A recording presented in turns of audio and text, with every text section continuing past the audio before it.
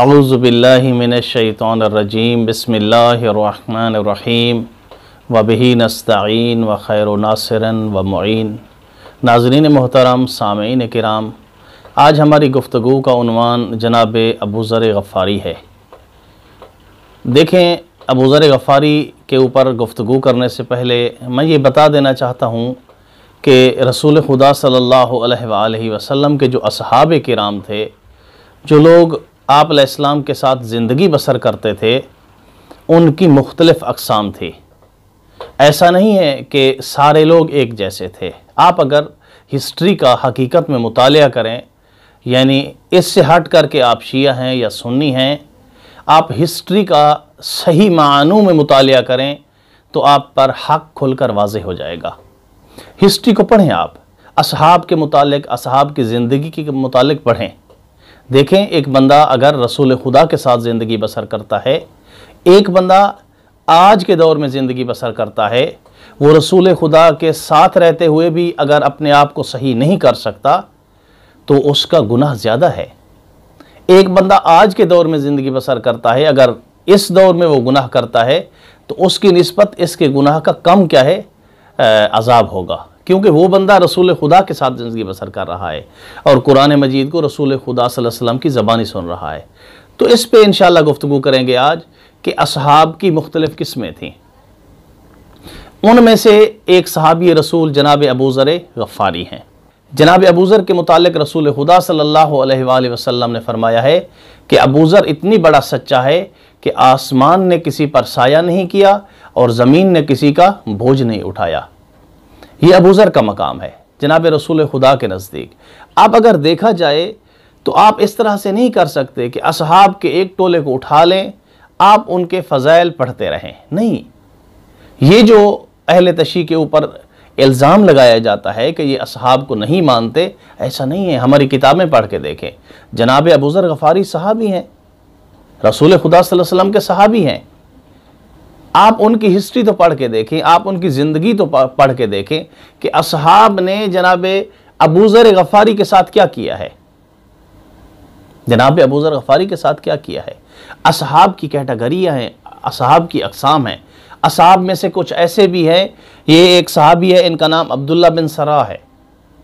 ये कुरान मजीद के मुतालिक झूठ बोलता था। जब मदीने में था तो ये कुरान लिखता था, जब मक्का में गया तो वहाँ जाकर उसने अजीब अजीब बातें की।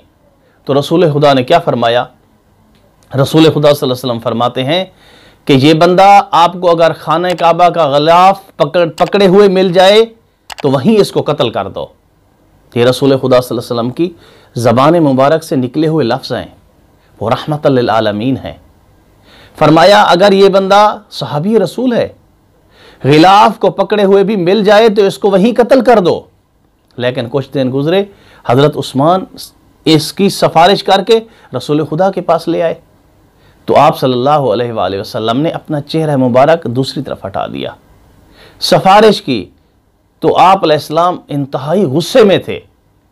आप अलैहिस्सलाम ने फरमाया कि ले जाओ इसको, यहाँ से ले जाओ।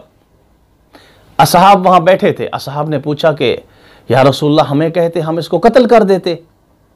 रसूल खुदा ने फरमाया कि आपने मेरा गुस्सा नहीं देखा था, आप अगर चाहते तो उसको कत्ल कर सकते थे, लेकिन आपने नहीं किया। सहाबी रसूल है। इसके अलावा मरवान है, मरवान इब्न हकम है, मरवान का बाप हकम और ख़ुद मरवान, इसको रसूल खुदा ने जिलावतन किया था। क्यों किया था? कभी हिस्ट्री को पढ़ के देखें, मुतालिया करके देखें। हकम रसूल खुदा की नकल उतारा करता था। रसूल खुदा जिस अंदाज में चलते थे, ये पीछे से सुखरिया अंदाज में रसूल खुदा सल्लल्लाहु अलैहि वसल्लम की नकलें उतारा करता था। ये भी सहाबी है। क्या हुआ, रसूल खुदा ने इससे कहा कि जिलावतन हो जाओ, निकल जाओ मदीने से। ये मदीने से चला गया।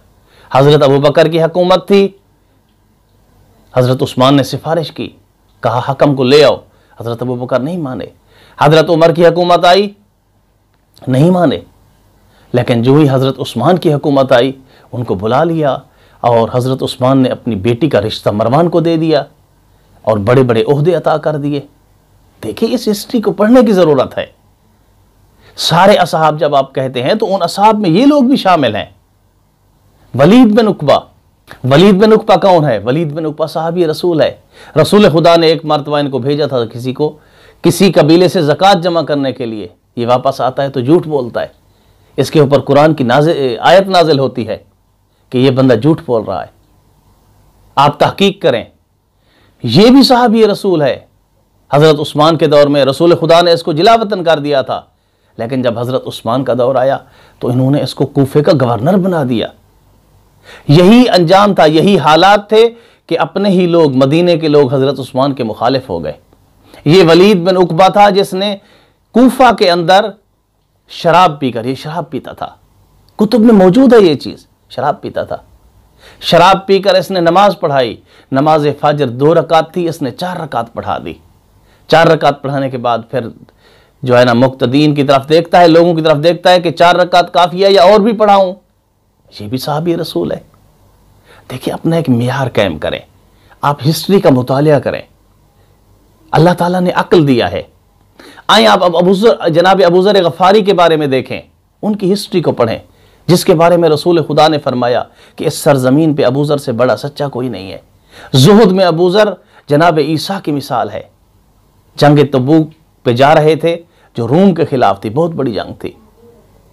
रसूल खुदा ने ऐलान किया था कि कोई बंदा भी घर पे नहीं रहेगा सिवाय मुनाफिकीन के।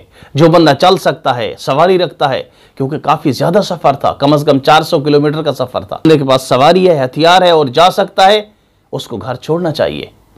जो वहाँ रह गए थे वो मुनाफिक ठहरे थे, सिवाय इसके कि जिनको रसूल खुदा ने खुद वहाँ छोड़ा था।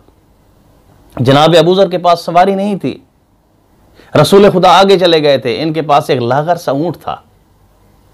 जनाब अबू ज़र पीछे रह गए थे, उनका ऊँट नहीं चल सकता था। आखिर में रसूल खुदा की मोहब्बत में ऊँट को वहीं पे छोड़ दिया। अपना सामान, जो बहुत ज़्यादा सामान था उनके पास, क्योंकि सहरा था, जंगल था, आगे कई किलोमीटर तक पानी नहीं मिलता था, अपना सामान उसने अपने कंधे पे रखा और चल दिए।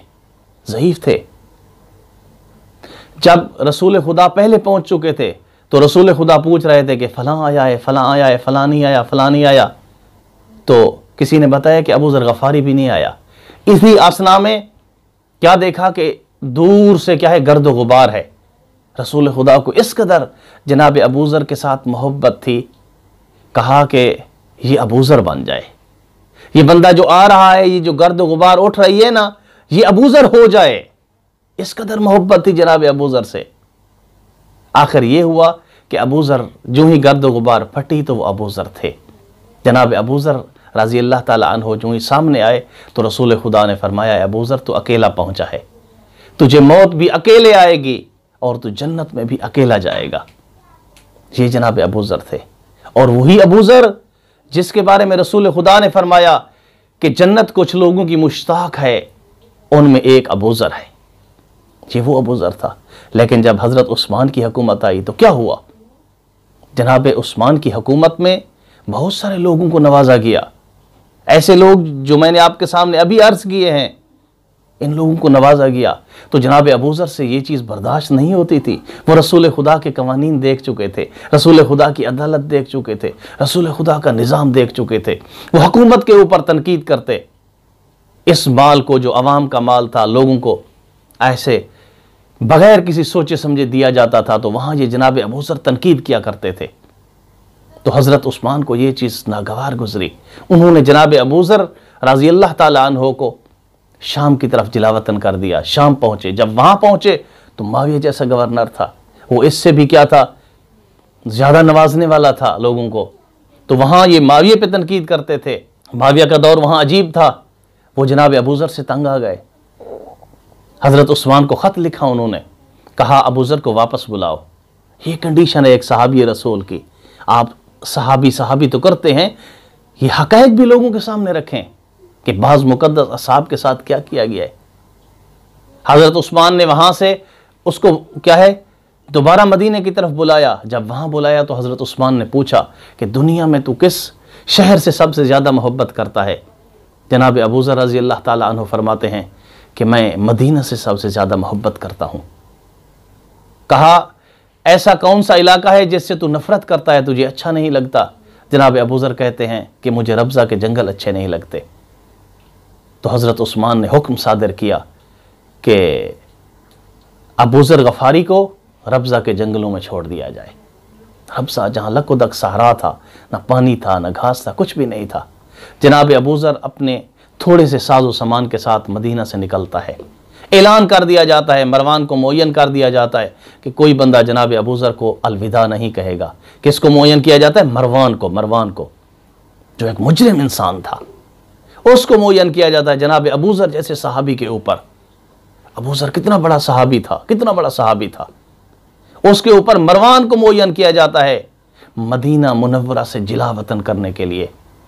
80 साल उस वक्त जनाब अबू ज़र की उम्र थी। 80 साल का बूढ़ा ज़ईफ़ सहाबी है, जिला वतन किया जा रहा है उसको मदीने से। जिला वतन कौन कर रहा है?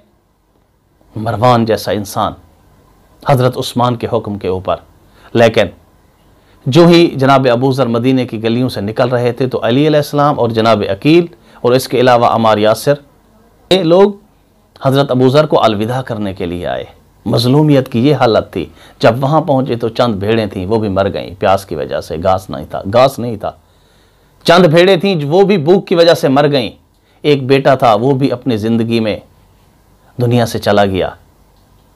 एक बेटी थी और एक ज़ौजा रह गई थी। आखिर में गुर्बत इतनी थी जो जनाब अबू ज़र के पास कफन नहीं था।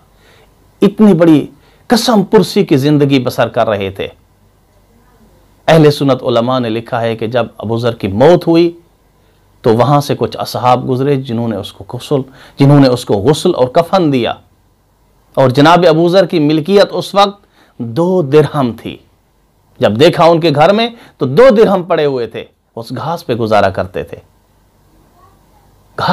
करते थे। ये अबू ज़र, ये सहाबी रसूल है जिसके घर से मौत के बाद 2 दिरहम निकले हैं। वो भी थे, अगर मैं उस दौर के जो असहाब थे जिनकी मैं आपके सामने मिल्कियत और जायदादें गिनवाना शुरू कर दूं तो उसके लिए काफ़ी वक्त चाहिए, टाइम चाहिए। वो जो अवाम का माल है वो सब तकसीम होता रहा। ये भी सहाबी है, आप इसका जिक्र तो नहीं करते भी हैं तो बहुत सारी चीज़ों को आप छुपा देते हैं। नहीं, हकीकत, तारीख की हकीकत बयान करें ताकि तारीख के दकीक पहलू आप लोगों के सामने रखें। असहाब अगर पढ़ने हैं तो सब असहाब का जिक्र करें। दुआ है कि अल्लाह ताला हमें असहाब रसूल की सीरत पे चलने की तौफीक अता फरमाए। वल्हम्दुलिल्लाहि रब्बिल आलमीन।